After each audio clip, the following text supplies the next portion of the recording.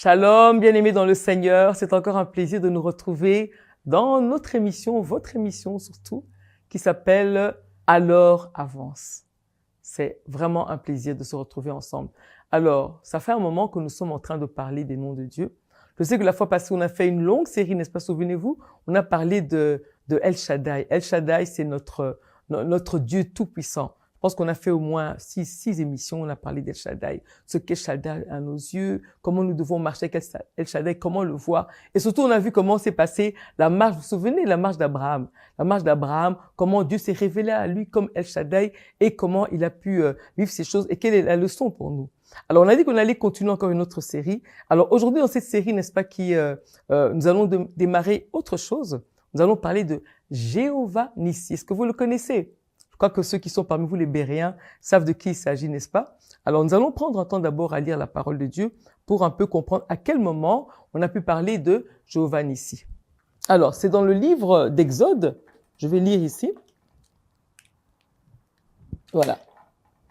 Dans le livre d'Exode, nous prenons à partir de... Je fais une petite lecture. À partir de 9, nous allons aller jusqu'à 16.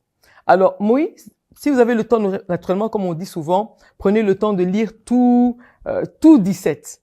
Tout Exode 17, vraiment intéressant. Alors, on prend ici à partir de 8. Amalek vint combattre Israël à Réphidim. Alors, Moïse dit à Josué, choisis-nous des hommes, sors et combat Amalek. Demain, je me tiendrai sur le sommet de la colline, la verge de Dieu dans ma main. Alors, Josué, ce que lui avait dit Moïse pour combattre Amalek, et Moïse, Aaron et Hur montèrent au sommet de la colline.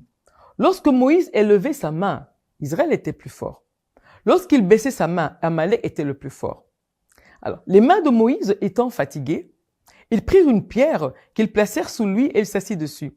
Aaron et Hur soutenaient ses mains, l'un d'un côté, l'autre de l'autre. Et ses mains restèrent fermes jusqu'au coucher du soleil. Et Josué vainquit Amalek et son peuple au tranchant de l'épée. L'Éternel dit à Moïse, écris cela dans le livre pour que le souvenir s'en conserve. Et déclare à Josué, suivez bien, déclare à Josué que j'effacerai la mémoire d'Amalek de dessous des cieux. Alors, Moïse bâtit un autel, lui donna pour nom Éternel ma bannière. Et il dit, parce que la main a été levée sous le trône de l'Éternel, il y aura guerre de l'Éternel contre Amalek de génération en génération. On peut dire Amen. C'était un peu long le passage, mais tellement édifiant. Je ne sais pas, vous avez déjà pris le temps de lire entièrement la Bible? Prenez le temps, on rappelle chaque fois. Lisez la Bible, prenez de Genèse, Exode et tout. Lisez l'Ancien Testament. Malheureusement, beaucoup d'entre nous, on s'arrête juste au Nouveau. C'est intéressant, c'est l'histoire avec Jésus, mais Jésus, c'est depuis... Quand vous lisez l'Ancien Testament, que l'ombre des choses à venir était là, on parlait de lui. Alors, ici, voilà l'histoire qu'on va vous raconter, l'histoire qui se passe. Israël était là dans le désert, ok? Et à un moment, il devait avancer. Alors, il y avait des peuples qu'ils ne connaissaient pas qui venaient les rencontrer. Alors, naturellement, à l'époque, dès qu'un peuple ennemi venait devant vous, vous deviez les combattre. Vous ne pouviez pas rester ainsi.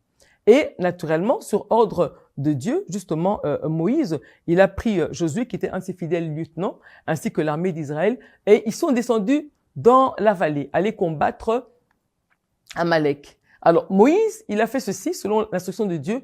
Il est monté sur la montagne, la verge de Dieu à la main. Et naturellement, il est allé pour prier. Alors, maintenant, il y a quelque chose de bizarre qui se passe. Les gens se demandent, est-ce que Dieu, c'est le Dieu des schémas? C'est le Dieu des gestes? Nous allons voir cela. Alors, qu'est-ce qui s'est passé? Moïse, pendant qu'il levait la main, il priait. Je ne sais pas ce qu'il disait à Dieu. Seulement, il parlait tel qu'il avait l'habitude de communier avec lui. Il parlait à son Dieu avec les mains levées, avec la verge de Dieu à la main. Alors, on voyait que Josué était le plus fort. Alors, un moment, quand Moïse était fatigué, c'était toute la journée, c'est du matin jusqu'au soir. Un moment, ses mains se fatiguaient.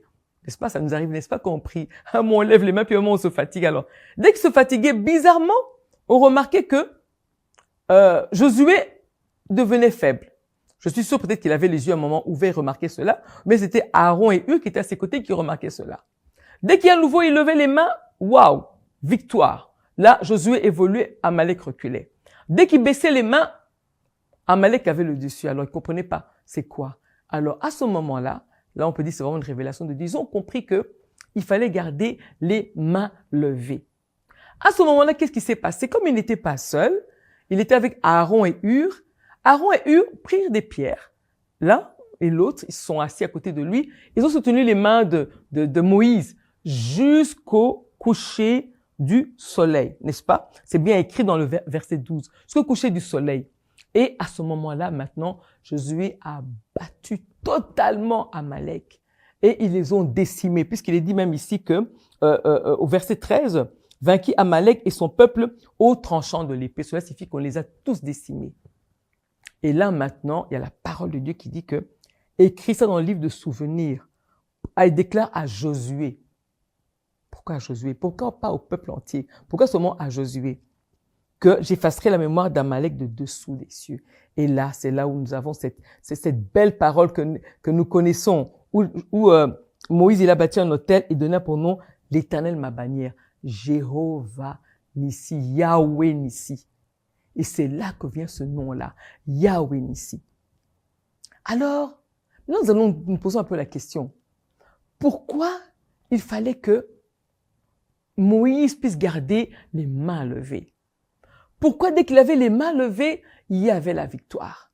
Et pourquoi ce nom de Yahweh Nissi? Alors, nous allons juste, parce que nous n'avons qu'une capsule de quelques minutes, rappeler qu'en fait, Yahweh Nissi, cela signifie éternel ma bannière. Éternel, mon étendard. Vous savez ce que c'est qu'une bannière? Comme un drapeau, n'est-ce pas? C'est comme un drapeau, c'est comme un signe. Une bannière, c'est comme un signe de reconnaissance. C'est comme un signe qui donne comme une identité visuelle. Alors, maintenant, à ce moment-là, Moïse, il dit que l'Éternel, il est notre bannière, notre étendard. Waouh! C'est tellement profond. Et il a bâti un autel à Dieu. Et de génération en génération, jusqu'à nous aujourd'hui, nous devons reconnaître que l'Éternel, il est notre bannière, notre étendard. Amen. Mais je ne vais pas vous prendre encore plus de minutes parce que là, nous sommes arrivés à la fin de notre émission. Restez connectés à Clé de David et à cette émission aussi Alors Avance, qui est une émission tous les jours doit cheminer dans le cœur de Dieu. Et nous allons continuer et il y aura une suite merveilleuse pour comprendre pourquoi Yahweh Nissi. Pourquoi Yahweh Nissi? N'est-ce pas? Les Béréens, je pense qu'ils prennent le temps de lire. Ils ont déjà un peu discerné beaucoup de choses et on va encore partager ensemble parce que tous les jours, Dieu veut qu'on puisse comprendre qu'il est Jéhovah Nissi, notre bannière, notre étendard. Et regardez comment le peuple a eu une grande victoire. Une grande victoire. Amalek a été décimé jusqu'à ce jour. Et Dieu dit à la fin, il y aura guerre de génération en génération. Et il y a la victoire. Car si Dieu dit qu'il y a guerre, c'est que nous, en tant que ses enfants, on a victoire, n'est-ce pas? N'oubliez jamais ça. Quand on vous dit guerre, n'ayez pas peur. Car on a la victoire et on l'a vécu ici et nous la vivons encore parce que notre Père s'appelle Yahweh Nissi. Que Dieu vous bénisse. À très prochainement au nom de Jésus. Amen.